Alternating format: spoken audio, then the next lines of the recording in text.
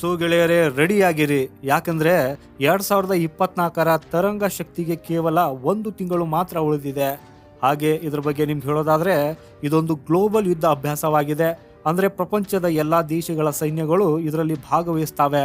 ಆದ್ರೆ ಈ ಬಾರಿ ಭಾರತದತ್ತ ಗಮನ ಇರ್ತದೆ, ಸ್ಪೆಷಲಿ ಭಾರತ ಮತ್ತು ಅಮೆರಿಕಾದ ಮೇಲೆ. ಯಾಕಂದ್ರೆ ಎರಡೂ ದೇಶಗಳ ನಡುವೆ ಕೇವಲ 6 ವರ್ಷಗಳ ಹಿಂದೆ ಹೀಗಾಗ್ತದೆ ಅನ್ನೋದನ್ನ ಯಾರು ಊಹಿಸಿದ್ದಿಲ್ಲ. ಅಂತಹ ಐತಿಹಾಸಿಕ ಒಪ್ಪಂದಗಳು ಈಗ ನಡೆಯಲಿವೆ. ಉದಾಹರಣೆಗಾಗಿ ನಿಮ್ಮ ಸ್ಕ್ರೀನ್ ಮೇಲೆ ನೀವೇ ನೋಡಬಹುದು, ಅಮೆರಿಕ ಮಾತ್ರವಲ್ಲದೆ ಜಗತ್ತಿನ ಎಲ್ಲಕ್ಕಿಂತ ದೊಡ್ಡ ಆಯುಧಗಳ ನಿರ್ಮಾಣ ಮಾಡುವಂತಹ ಲಾಕ್ಹೀಡ್ ಮಾರ್ಟಿನ್ ಕಂಪನಿಯೊಂದಿಗೆ ಭಾರತದ ಅಗ್ರಿಮೆಂಟ್ ಆಗಬಹುದು. ಅದರ ಅಡಿಯಲ್ಲಿ ಲಾಕ್ಹೀಡ್ ಮಾರ್ಟಿನ್ ತನ್ನ C-130J ಸೂಪರ್ ಹರ್ಕ್ಯುಲಸ್ ಅನ್ನ ಮಾರಾಟ ಮಾಡಲಿದೆ. ಹಾಗೂ ಇದನ್ನು ಜಗತ್ತಿನ one of the best transport aircraft ಅಂತ ಕರೆಯಲಾಗ್ತದೆ. ಭಾರತದೊಳಗೇನೆ ಪ್ರೊಡಕ್ಷನ್ ಲೈನ್ ಅಡಿಯಲ್ಲಿ ಇದನ್ನ ತಯಾರಿಸಲಾಗುವುದು ಅಂತ ಹೇಳಲಾಗುತ್ತಿದೆ. ಅಂದ್ರೆ C-130J ಸೂಪರ್ ಹರ್ಕ್ಯುಲಸ್ ಪ್ರೊಡಕ್ಷನ್ ಅನ್ನ ಭಾರತದಲ್ಲೇ ಮಾಡಲಾಗುವುದು ಹಾಗೂ ಅದಕ್ಕಾಗಿ ಪ್ರಾಪರ್ ಫ್ಯಾಕ್ಟರಿಯನ್ನು ಸಹ ಸ್ಥಾಪಿಸಲಾಗುವುದು. ಹಾಗೇನೆ ಇದರಿಂದ ಭಾರತಕ್ಕೆ ಹ್ಯೂಜ್ ಬೆನಿಫಿಟ್ ಸಿಗಲಿದೆ ಅಂತ ಹೇಳಲಾಗುತ್ತಿದೆ.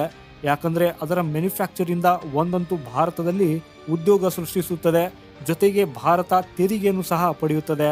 ಹಾಗೂ ಒಂದ್ ವೇಳೆ ಭಾರತಕ್ಕೆ ಎಮರ್ಜೆನ್ಸಿಯಲ್ಲಿ ಬೃಹತ್ ಮಿಲಿಟರಿ ವಿಮಾನ ಅಗತ್ಯವಿದ್ದರೆ ಆಗ ಅದು ಆದಷ್ಟು ಬೇಗ ರಾತ್ರಿ ಇಡೀ ಚೀನಾದ ಗಡಿಗೆ ವರ್ಗಾಯಿಸಿ ಚೀನಾದ ಗಡಿ ಹತ್ತಿರ ಟ್ಯಾಂಕುಗಳನ್ನು ತೆಗೆದುಕೊಂಡು ಹೋಗಬಹುದು. ಆಗ ಅಂತ ಪರಿಸ್ಥಿತಿಯಲ್ಲಿ ನಮಗೆ C-130J ಸೂಪರ್ ಹರ್ಕ್ಯುಲಸ್ನ ಅಗತ್ಯವಿರುತ್ತದೆ.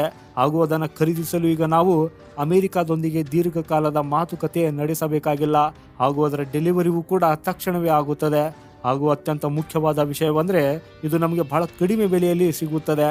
ಯಾಕಂದ್ರೆ ಇದರ ಮ್ಯಾನುಫ್ಯಾಕ್ಚರಿಂಗ್ ಭಾರತದಲ್ಲಿ ಆಗಲಿದೆ. ಹಾಗಂತ ತರಂಗ ಶಕ್ತಿಯಲ್ಲಿ ಕೇವಲ ಸೂಪರ್ ಹರ್ಕ್ಯುಲಸ್ನ ಬಗ್ಗೆ ಮಾತ್ರ ಚರ್ಚೆ ಆಗೋದಿಲ್ಲ. ಇದರೊಂದಿಗೆ ಅಮೆರಿಕ ತನ್ನ ಶಕ್ತಿಶಾಲಿ ಯುದ್ಧ ವಿಮಾನ F-15EX ತರಲು ಹೊರಟಿರುವುದು ದೃಢಪಟ್ಟಿದ್ದು, ಅವರ ಉದ್ದೇಶ ಭಾರತೀಯ ವಾಯುಪಡೆಯ ಮುಂದೆ ಅದನ್ನು ಪ್ರದರ್ಶಿಸುವುದು ಮತ್ತು F-15EX ಅನ್ನ ಅನುಭವವನ್ನು ನೀಡುವುದು. ಹಾಗೂ ಇದರ ವೈಶಿಷ್ಟ್ಯಗಳನ್ನು ವಿವರಿಸಿ ಇದರಿಂದ ಭಾರತವು 114 ನಾನ್ ಸ್ಟೆಲ್ತ್ ಯುದ್ಧ ವಿಮಾನಗಳನ್ನು ಖರೀದಿಸುವ MMRCA ಒಪ್ಪಂದದಲ್ಲಿ F-15EX ಅನ್ನ ಆಯ್ಕೆ ಮಾಡಬೇಕು. ಹಾಗೂ ಅಮೆರಿಕಾಗೆ ಈ ಒಪ್ಪಂದ ಆಗಲಿ ಭಾರತವು ಈ F-15 ಅನ್ನ ಖರೀದಿಸಲಿ ಅನ್ನೋದು ಆಗಿದೆ. ಆದರೆ ಇದಷ್ಟೇ ವಿಷಯ ಇದೆನಾ? ಇಲ್ಲ. ಇದರೊಂದಿಗೆ ಅಮೆರಿಕ ತನ್ನ F-35 ಯುದ್ಧ ವಿಮಾನವನ್ನು ತರಲು ಹೊರಟಿದೆ ಅನ್ನೋದರ ಬಗ್ಗೆ ಮತ್ತೊಂದು ಚರ್ಚೆ ನಡೆಯುತ್ತಿದೆ. ಯಾಕಂದ್ರೆ ಅಮೆರಿಕ F-15EX ತರುವ ಸಾಧ್ಯತೆ ಅಂತೂ ಇದೆ. ಇದರೊಂದಿಗೆ ಭಾರತದಲ್ಲಿ F-35 ಅನ್ನು ಸಹ ಪ್ರದರ್ಶನ ಮಾಡಲಿ ಹಾಗೂ ಅಮೆರಿಕಾಗೆ ಇದು ಒಂದು ರೀತಿಯಲ್ಲಿ ಡಬಲ್ ಬ್ಲಾಸ್ಟ್ ಆಗಲಿದೆ. ಕಳೆದ 3 ತಿಂಗಳಿಂದ ಭಾರತ ಬಹಳ ಒತ್ತಡದಲ್ಲಿದೆ. ಇದಕ್ಕೆ 2 ಕಾರಣ. ಮೊದಲನೇ ಕಾರಣ, 3 ತಿಂಗಳ ಹಿಂದೆ ಚೀನಾ ತನ್ನ J-20 ಸ್ಟೆಲ್ತ್ ಫೈಟರ್ ವಿಮಾನವನ್ನು ಭಾರತದ ಗಡಿಯಲ್ಲಿ ನಿಯೋಜಿಸಿ ನಿರಂತರವಾಗಿ ಹಾರಾಟ ನಡೆಸುವ ಮೂಲಕ ಕಾರ್ಯಾಚರಣೆ ನಡೆಸುತ್ತಿದೆ.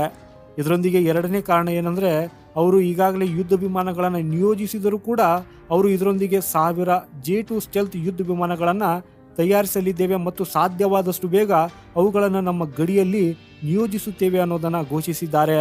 ಹಾಗೂ ಇದಕ್ಕಾಗಿ ಭಾರತದ ಹತ್ತಿರ ಉತ್ತರನೇ ಇಲ್ಲ. ಯಾಕಂದ್ರೆ ಭಾರತವು J-20 ಸೋಲಿಸುವಂತಹ ಯಾವುದೇ ಸ್ಟೆಲ್ತ್ ಅಸ್ತ್ರವನ್ನ ಹೊಂದಿಲ್ಲ. ಆದ್ದರಿಂದ 2 ವರ್ಷಗಳಲ್ಲಿ ಸಾಧ್ಯವಾದಷ್ಟು ಬೇಗ ತನ್ನ ಸ್ವಂತ AMCA ಸಿದ್ಧಪಡಿಸಬೇಕು. ಆದರೆ ಇದನ್ನು 2 ವರ್ಷದಲ್ಲಿ ಮಾಡಲು ಸಾಧ್ಯವಿಲ್ಲ. ಸೊ ಇದರಿಂದಾಗಿ ಭಾರತದ ಮೇಲೆ ಭಾರಿ ಒತ್ತಡವಿದೆ.